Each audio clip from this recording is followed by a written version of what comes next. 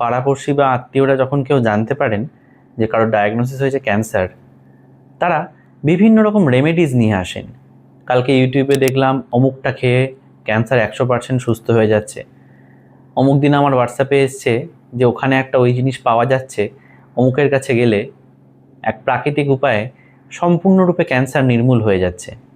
Cancer আক্রান্ত বাড়ির লোক এবং পেশেন্ট এই সমস্ত তথ্য যখন পরপর তাদের কাছে আসতে থাকে, সেখানে বিভ্রান্ত হওয়াটা খুব স্বাভাবিক।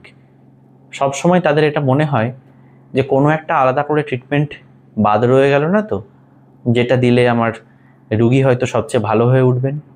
এই সমস্ত তথ্য যত একজন রুগী এবং তার বাড়ির লোকের মাথায় ঢুকতে থাকে, ক্যান্সারের চিকিৎসা পদ্ধতিটা কিন্তু আরও বেশি জটিল এবং আরও বেশি বেদনাদায়ক হয়ে ওঠে।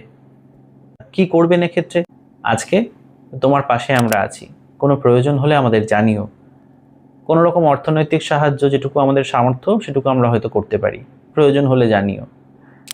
আজকে রান্নাবান্নার দায়িত্বটা আমরা নিয়ে ফেলছি। বিভিন্নভাবে এইভাবে আপনারা একজন ক্যান্সার আক্রান্ত পরিবারের পাশে এসে তাদেরকে সাহায্য করতে পারেন।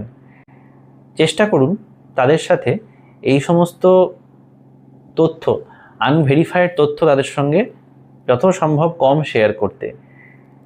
যেখানে তারা আপনাদের সাহায্য চাইবেন, যেখানে তারা আপনাদের মতামত জানতে চাইবেন, অবশ্যই সেখানে শেয়ার করবেন আপনার ব্যক্তিগত এক্সপিরিয়েন্স বা আপনার কাছে যে তথ্যগুলো আছে সেগুলো। মনে রাখবেন, কারোর ভালো চাওয়া এবং ভালো করা দুয়ের মধ্যে কিন্তু অনেক পার্থক্য আছে।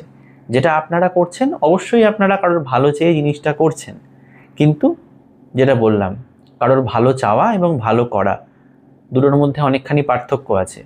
অতএব একজন ক্যান্সার আক্রান্ত রোগী বা তার বাড়ির লোককে এই সমস্ত তথ্যের মাধ্যমে কনফিউজ না করে চেষ্টা করবেন যথাসাধ্য একটা নিউট্রাল পরিবেশ বজায় রাখতে, এবং যেখানে তাদের যেরকম সাহায্য প্রয়োজন, যেটা আপনার সাধ্যের মধ্যে, সেখানে পাশে এসে দাঁড়াতে।